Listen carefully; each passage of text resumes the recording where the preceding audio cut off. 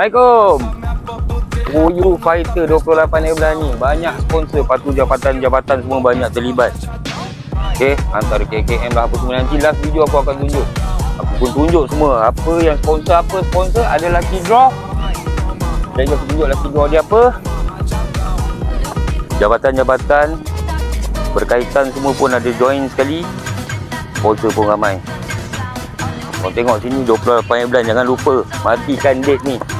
Matikan date ni untuk orang masuk pertandingan ni. Rugi siapa tak masuk. 7,000 jackpot. Ada lagi lucky draw baik, ada gold bar lagi, ada basikal lah, ada apa, banyak tempat dia kat sini. Urus setia untuk korang daftar kat sini boleh, situ pun boleh. Okey, jangan lupa 28 bulan Disember 2025 hari Ahad. Lock. Jangan tak masuk. Rugi tak masuk. Bismillah. Sini daripada Parit Bakar korang belok ke kanan, masuk Parit Sakai Darat. Korang akan terus masuk ke dalam. Yang sini pula daripada Bandar Muar ataupun daripada Mahkamah Muar, korang belok ke kiri, terus ke dalam. Korang akan jumpa kubur dan terus masuk.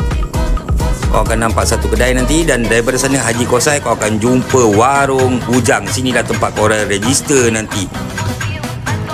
Okey, Puyu Fighter ni banyak sponsor dan banyak yang terbaik, antaranya KKM, KDN, Jabatan Penerangan, Jabatan Daerah Muar, JPS dan juga MPM. Sponsor pun padu-padu. Anik Brani House Batu Pahat, Ibok Corner Nasi Ambeng Batu Pahat, Asam Pedas Kayah Parit Bakar, Warung Bon Parit Roma, ni Bandung Amas Yang Muar, Waida Gold, Bob Kawash, J. Pedro Perfume, DB dan RF Empire serta SKS Muar Maju Agency. Lucky draw pun ada juga. Golden Bar 999.9, basikal tapi bukan ni, barang elektrik dan alatan memancing. Okey, jangan lupa daftar sekarang. Puyu Fighter 2.0.